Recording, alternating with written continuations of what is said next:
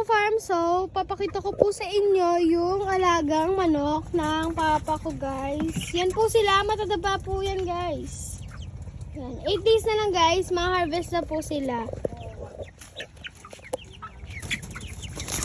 120 po daw yung kilo, guys. Tapos, yung ipot po nila, guys, na pupunta po sa tubig para kainin po ng isda at para pagkataba po ng tubig, guys. Yan po sila, guys. Matataba yan, guys. Napakita ko po sa inyo yung isa pa pong kulungan.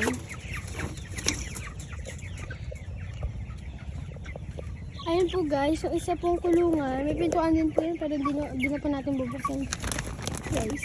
Yung mga, andyan po yung mga pagkain nila. Yan po sila, guys, oh.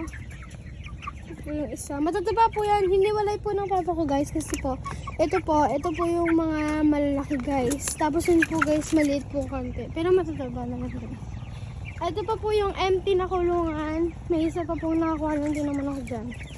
Yan. Lalagyan po namin ng manok, guys. At yung papa ko, guys, balak na pong maglagay pero lang madami pa pong kulungan lang doon po, guys. So, lahat po ng poste, guys, lalagyan niya po ng kulungan. Balak niya po lagyan ng kulungan.